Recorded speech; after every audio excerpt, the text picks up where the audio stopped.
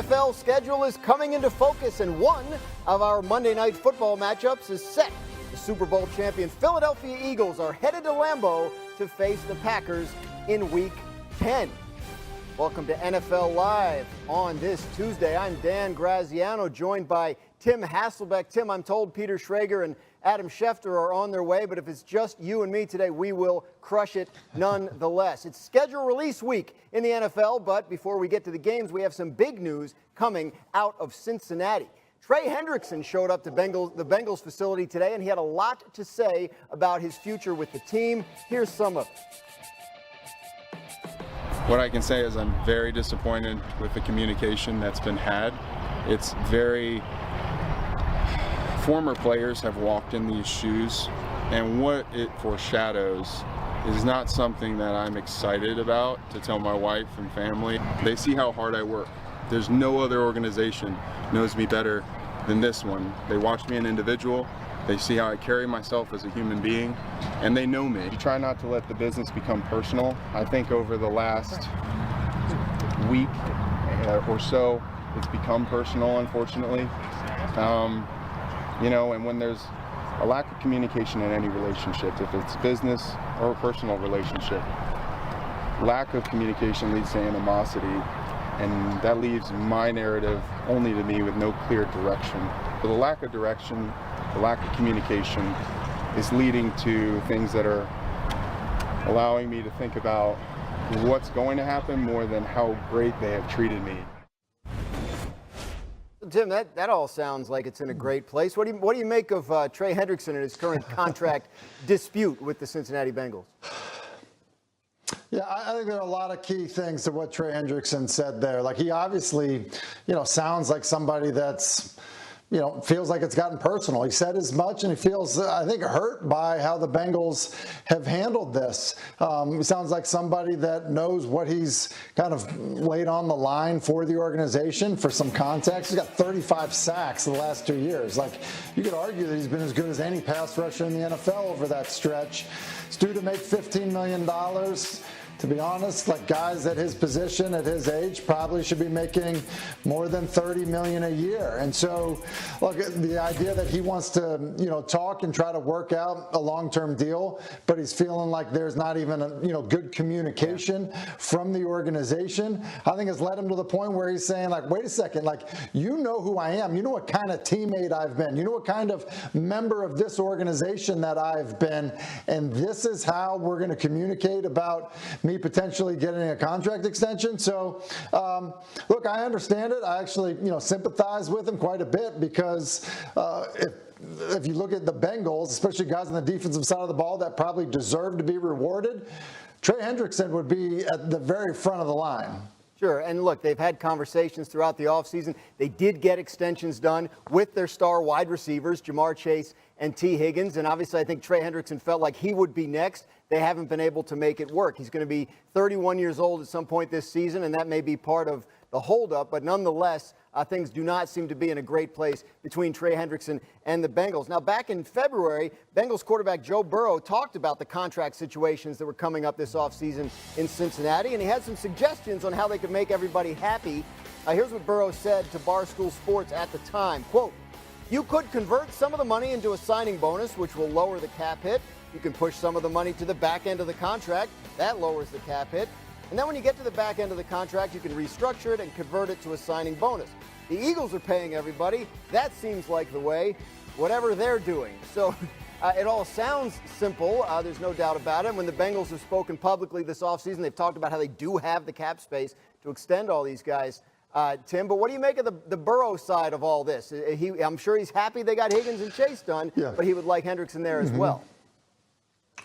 Yeah, I think this is one of these scenarios where when you're the star player and you're the guy that's making the most money of anybody on the roster, look, your posture and position needs to be exactly what Joe Burrow is saying there, which is very player and teammate friendly. And look, oh, hey, these other teams are doing it, and there's got to be a way to work it out, and I'm willing to be, flexible with how I'm getting paid. Like, that's what you say. Whether it's true or not, like, that's what you say. And then, ultimately, it's not Joe Burrow's job to be, the salary cap guy. It's the Cincinnati Bengals' job to figure out how to negotiate good deals with their star players, retain their good players, to draft players that can play on rookie contracts. And then it's Joe Burrow's job to try to be as good as Patrick Mahomes or Lamar Jackson or anybody that he's going to face in his conference. So I think it's one of these things where, we can put a lot of stock into what Burrow is saying. At the same time, he's always going to be player friendly.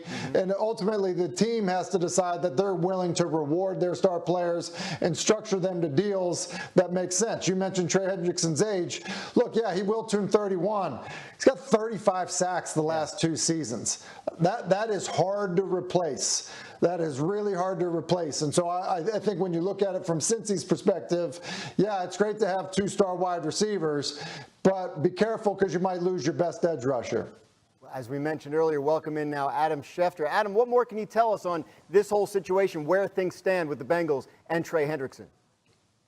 It's gotten personal now, Dan, between the Cincinnati Bengals and Trey Hendrickson. And for Trey Hendrickson to come out and say what he has said the last 2 days over the phone with me yesterday, in press conference settings today, that tells you how upset, bothered, and frustrated he is at the pace of these negotiations. If we go back to last year, he felt like he was told that all he had to do was come in, be a good soldier, produce on the field, and he would be rewarded. Well, he came in, he led the NFL in sacks.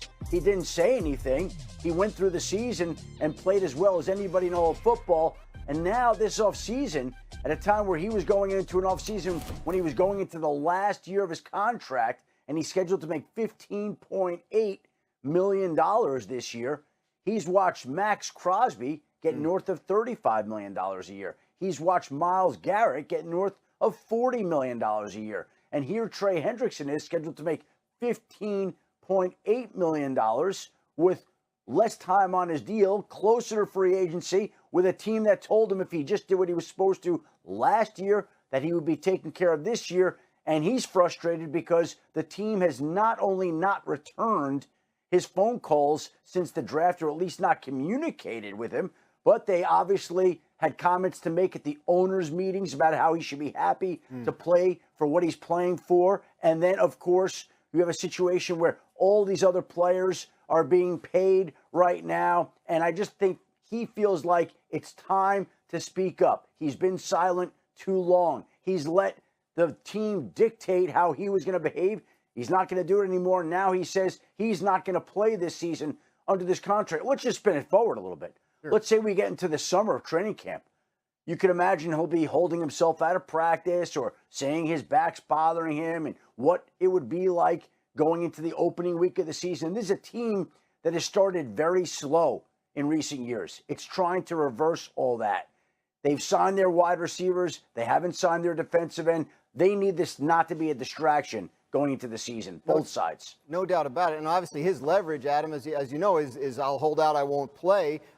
We've seen some players go into the regular season willing to miss real games in an effort to get what they want out of these contracts. You spoke to him on the phone. You said yesterday, that feels like a realistic possibility to you at this point?